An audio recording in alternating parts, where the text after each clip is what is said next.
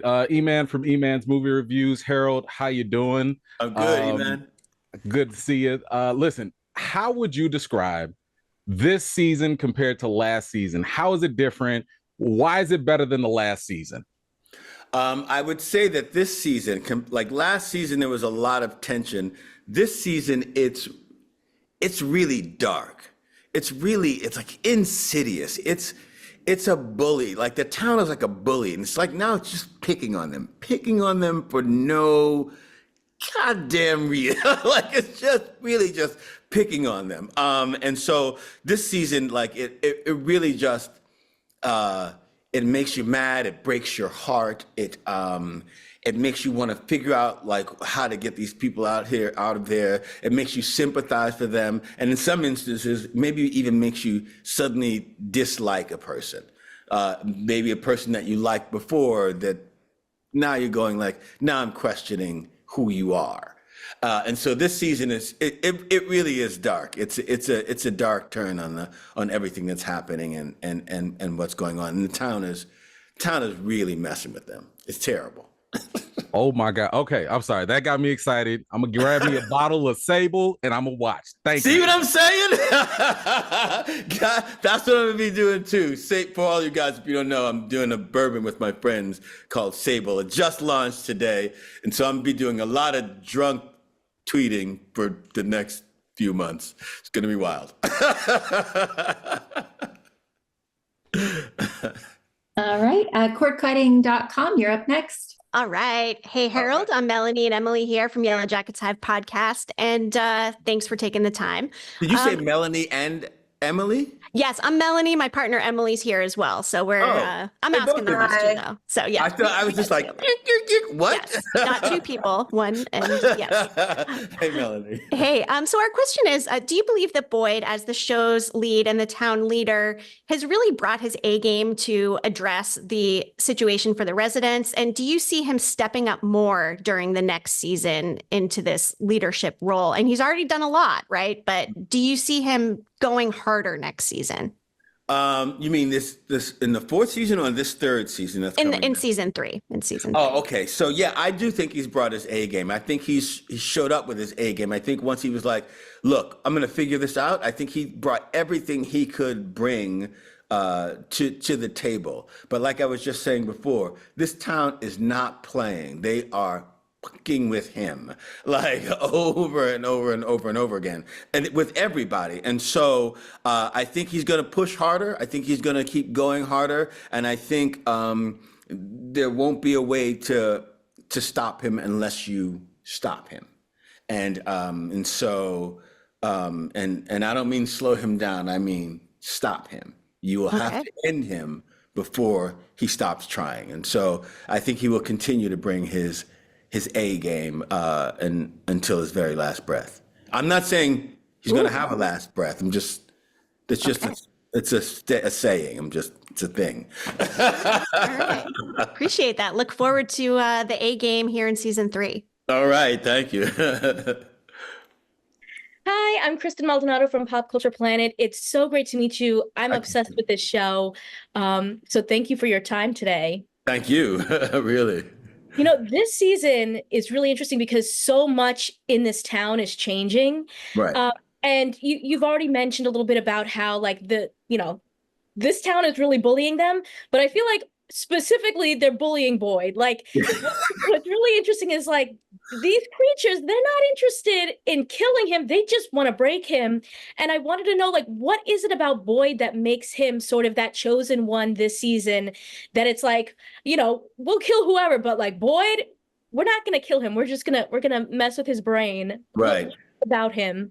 I think what I think is really it's we don't talk about it in the season, but it's like it's the undertone. It's the reason that the monsters don't move fast. We mentioned it once. They don't move fast because they don't have to. They're gonna get you. Like I don't have to run. I'm gonna get you. There's no place for you to go. And so while I consider that Boyd is probably one of the most dangerous ones there, and they should get rid of him, they're like, for what? Like it's gonna be fun. Like watch how he squirms and struggles and like fights himself because he thinks he's gonna win, but he's not. And so I think, for whatever reason, they're enjoying it. I don't know why. I don't know what would make. I don't know what's going on in John Griffin's brain that would make you like do a thing where a town is teasing the toughest guy around, but that's what they're doing, and that's the thing. I think that they're doing because they're like, yeah, no, yeah, bring your A game, like he said, bring it. No, I want to see. And that's I will play with our food a little. exactly that, and so that's what they're doing. It's terrible. They suck. Thank Yeah. Perfect. Good, Jamie. I am Jamie Ruby from Sci-Fi Vision. Thanks so much for talking to us. Hey, Love Jamie. the show. Best show on streaming, not TV, but best show that's on. Right. That's a probably nice the best way to compliment. say it, Thanks. yeah. So this season, as we've discussed, is about making Boyd break. And he has to go through quite a lot, having to see quite a lot of bad things happen. I've heard a lot of actors talk about how sometimes your body doesn't realize that, trauma isn't really trauma and that kind of thing. How hard was it getting to some of those really dark places this season? And was it hard to step out of? Because I know it was hard to watch, that's for sure. Right. Yeah, it was that was pretty difficult. I'm not gonna lie. It was really difficult. And it was made more difficult because we didn't have the same kind of escape mechanisms we'd had in previous seasons where we could go out and there might be a concert or a thing. Like we were in the dead of winter. And so, after you left some late night shoot and it was snowing, again, you were just kind of trapped in your place with your thoughts about the thing that you just shot, 3 hours ago. And so it was pretty difficult. There's one thing that happens. I don't know if it's like in this 6th episode that literally every time I went to close my eyes to go to sleep, it would pop back in my brain because it's my own personal fear, and so like that really sucked. Like if I'm being really honest, that's when I was like, I'm questioning my career choices. I'm really like, I don't know, like. Could I have been a dolphin trainer? Maybe something else. But it was pretty tricky. But here's the thing: it's the thing I love to do, right? Like there's sometimes you have to go through some wacky stuff to deal with it, and so I'm fortunate to get to do it. So I don't mean to complain about it, but it's not always as it's not so easy. Again, back to Sable. I'm going to be drunk a lot. So, so that's how we do it. All right. Well, thank you so much. Yeah. Hi, Harold. This is Jamie Stein with Starry Constellation Magazine. What a great season for you, and loving Aurora on Chaos. Man, is she... Oh, thank you. Yeah, she's doing such a great job, isn't she? Oh my goodness. Yeah, This season, a theme seems to be fatherhood. Jim and his kids, Victor and his father, and last season we found out Ellis is going to be a dad himself. So given he has a strained relationship with Boyd, how will their dynamic change this season? Will Ellis's journey into fatherhood kind of impact his relationship with Boyd? Yeah, actually. And yeah, with the help of yeah, that's the answer to your question and I think it's a natural thing, right? That once, you look at your dad as that guy. I did it myself as that guy. But then when you have your kids, and I don't mean to be like higher or lower, but I mean, you have your kids who like you have to protect, like suddenly that guy has to take a back seat. Whatever it was that you thought he knew before, like it's not his job anymore. And so then that creates a dynamic between father and son. And I think Boyd and Ellis get into a bit of that.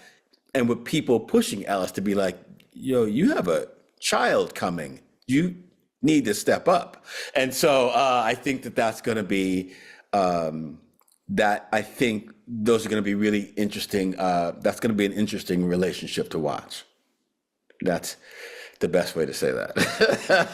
Man, I was struggling to get that one out without giving away any information. Jesus. So yeah, it'll be an interesting relationship to watch. It's the answer. Thank you. All right, Fifth Wall Studios, you're next. Hey, good afternoon. Thank you for taking time out of your day because I know you're busy to join us. And I've been a lifelong fan of yours, so this is very, very exciting to me. So I appreciate Oh, you being wow. here. I'm Kay from the Fifth Wall Studios. I would like to know, Boyd is a complex character, we know, and he has a lot of emotional depth. How Right. would you describe his character arc over the past 3 seasons? And were there any challenges you had with portraying Boyd? So like I would sort of describe him as like a person who is stuck in a hole that just keeps getting deeper, right? And so like it just won't stop. And so like I feel like especially as far as the storytelling goes for us, I feel like he's right in the middle of his journey, in that middle part where you're about to lose like all hope because you can't see the pathway. And so like I think before, in the very beginning, he thought naively like I can figure this out and I can figure it out quickly. And then it turned, right? And then it turned again. And so it's like, fuck, I can't. And so like this is the part of it that's really starting to get into that desperation Right. place for Boyd, right? And so how does he navigate with his sane mind with the part of his mind that feels like it's starting to fracture a little, Right. especially, and then with the oncome of the Parkinson's and those things, like there's a real fracture that's happening. And so, what was the second part of your question? His And evolution. challenges with this character arc. Oh, the challenges. Oh, so some of the things are really that are challenging are like those things that you have to put in your brain, like in order to make you feel a thing about Boyd, he has to really have loved his wife. Mm-hmm.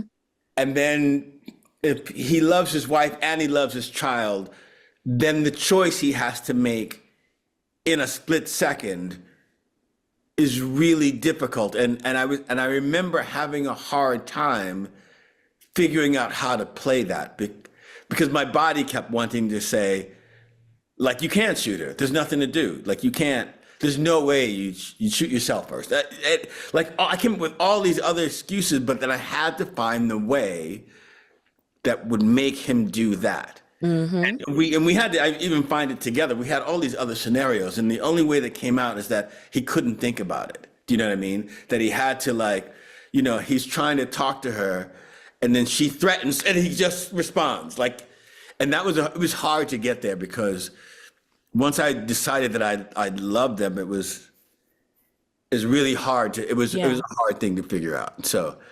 So that was that part. Yes. And then it keeps getting worse. It does. It does. And thank you so much. Yes, ma'am. Thank you. Hey, Harold, Anthony from the movie blog. Look, my audience is so excited for me to finally get to speak with you. Oh my gosh. All right, Anthony, let's do it.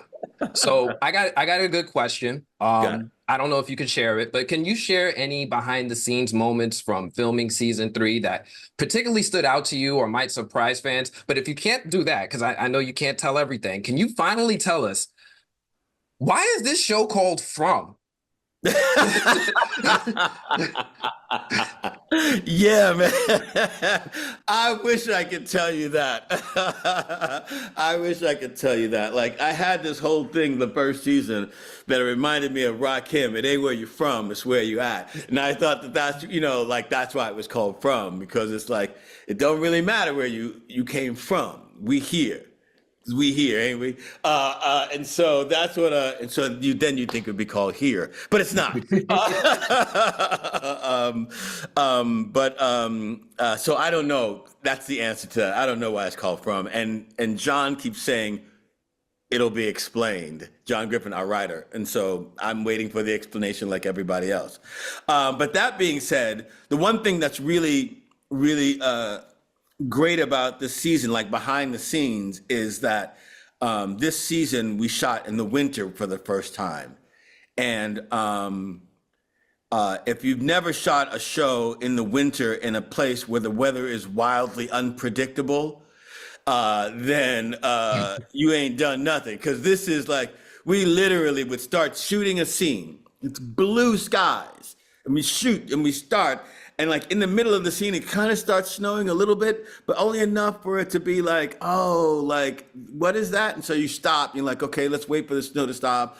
And then it keeps snowing really hard. You're like, forget it. Let's just shoot it in the snow. And then you shoot one person in the snow, and then you turn around and shoot the other person, and then it stops snowing and starts raining. And you're like, yo, y'all playing now.